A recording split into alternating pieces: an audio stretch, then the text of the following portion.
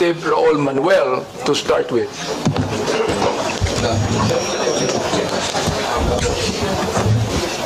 Thank you, Mr. Chair.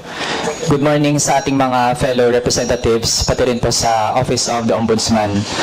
Mr. Chair, gusto ko munang bigyan ng context yung aking tanong.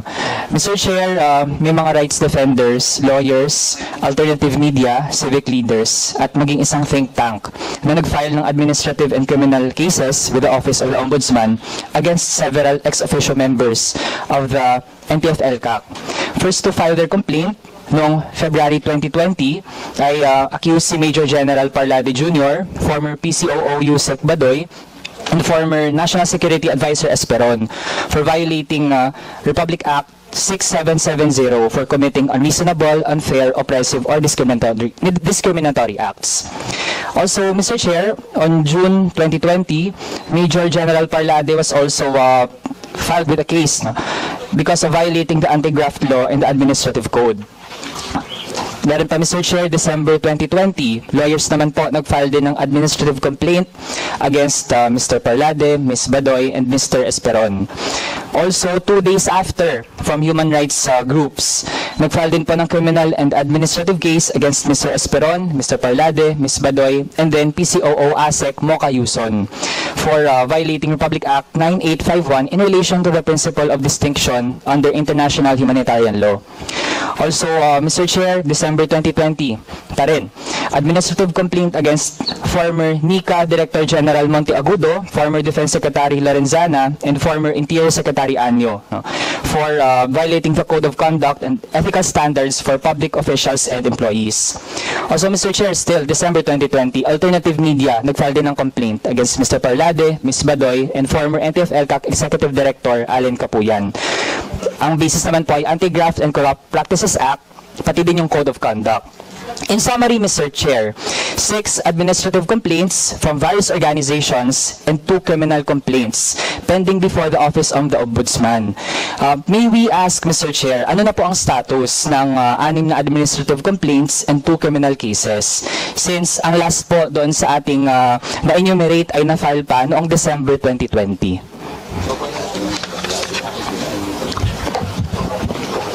Honorable Chair, Your Honors, yung tanong po ay sa dami ng kasong yon,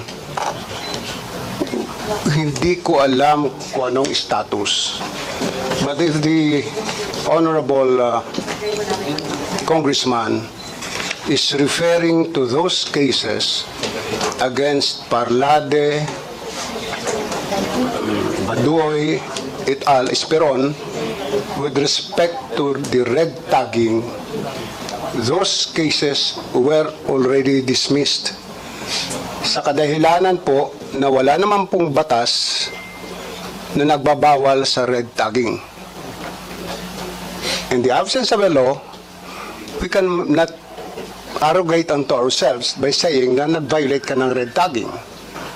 Red tagging po pinag-uusapan, but I am not really sure if this is the one that is being referred to by the Honorable Congressman Manuel.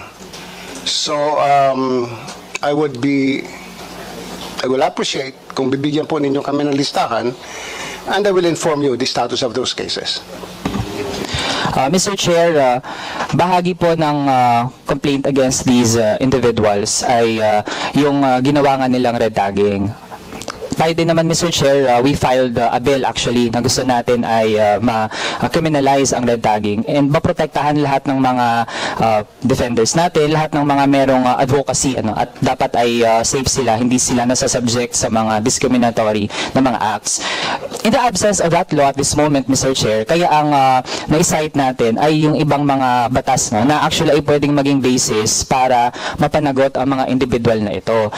Mr. Chair, since hindi pa nakakatanggap ng official communication ang mga nag-file ng mga complaints against these people, may we request the Office of the Ombudsman to furnish our office, pati din yung mga nag-file mismo, na mabigyan pa sila ng written na kopya ng dismissal para po on record ay mapanghawakan po natin iyon. Can the office commit to that, Mr. Chair? If Your Honor could please give us a copy of those cases, we assure you that we will furnish you the status of those cases the earliest would be this afternoon. Pero sinisiguro ko po sa inyo na kung mga kaso yun ay na-dismiss na, I am sure na yung mga complainant ay nabigyan na ng kopya. Ngayon, doon sa puntos na dahil nga walang red tagging, pa-file mo ng kaso ng violation ng Anti-Graft and Corrupt Practices Act, para lang po yun yung nagpalusot tayo Ba? Ito yung tinatawag na yung palusot Kung sa sibuyas, ito yung palusot na pagtatinim ng sibuyas o ani. Just like in the violation of the dangerous drugs law, marami po nagpa-file sa amin ng Section 3E. Ang pinakapunot dulo po ay drugs. So wala ho kami jurisdiction doon. So ginagamit, may mga pagkakataon po, ginagamit ang ombudsman. Sana wag naman po ganun. Dahil hindi naman po ang ombudsman karakarakan mag-action sa inyong mga kaso na wala naman talagang kinalalaman. Sa kadahilanan lang, magpa-file kayo ng kaso dahil ang respondent ay isang sikat na tao, mataas ang posisyon sa gobyerno. Binibigyan din po namin ng pansin yung mga kaso na pinafile ng mga mahihirap. Binibigyan po namin ng pansin yung ibang mga kaso na karapat dapat bigyan. Pero kung papalusutan kami na red tagging ang rason, pero sasabihin hindi, nag-violate ka ng Section 3E, because Section 3 says undue injury to the government or the individual, yan ang cause ng undue injury na yon. Kung red tagging, wala akong binayolate na batas. Yun lang po, I would appreciate if the Honorable Congressman Manuel could give us a list of those cases and we will immediately. I'll call the office now and give us a status of those cases, and I assure you, before the end of the day, you'll have a copy of the status of those cases.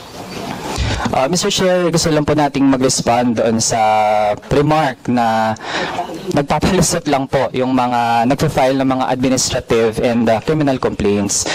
Mr. Chair, para po sa enlightenment ng ating mga kapwa civil servants and public officials, Mr. Chair, yung red tagging po hindi lang po yan basta salita at hindi po naghahanap lang ng kung ano-anong dahilan para magkaso. Mr. Chair, meron na po talagang nangyaring mga masamang bagay dahil sa red tagging. Meron po, nakaka-affect po ito ng pag-perform na ating mga public officials at kahit yung mga civil society organizations natin, Mr. Chair, na-hamper po yung pag-perform nila ng duty nila to pursue whatever advocacy that they have in line with our laws. Tapos, Mr. Chair, meron na ring mga na-red tag na napatay na nga, no?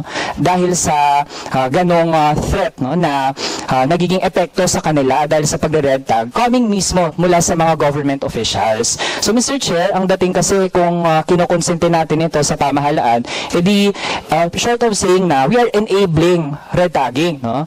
Kaya habang syempre mainam na meron na rin talagang batas eventually on red tagging, sa ngayon, Mr. Chair, kita naman natin damage has been done, no? At nakakalungkot isipin na yung mga buhay na nawala because of red tagging, yung mga hindi na makapagpatuloy, no, whether in government man or hindi, mahihirapan na sa kanilang mga gusto sanang gawin, no? Hindi na, mahirap na pong ibalik yun, Mr. Chair. Kaya sana mas maging proactive tayo when it comes to this matter. And sana po hindi din po napagbabangga, no, na may mga kaso daw na para sa mga mahirap, ganyan. Yung mga rights defenders po natin, yung mga people's lawyers natin, yan din po ay merong mga ginagawa para sa mga mahihirap. In fact, no, yung pag-defend nila sa mga magsasaka, sa mga mangingisda, sa mga manggagawa, din po yan ng gusto nating sama-samang pagtulong sa mga mahihirap. So, sana po hindi pinagbabangga, hindi pinagko-compete yung mga kaso. Kasi kung lahat naman po, Mr. Chair, agrabyado, lahat po ay dapat nating tulungan at dapat ay may hustisya po para sa kanila. Yun na muna, Mr. Chair. Maraming salamat.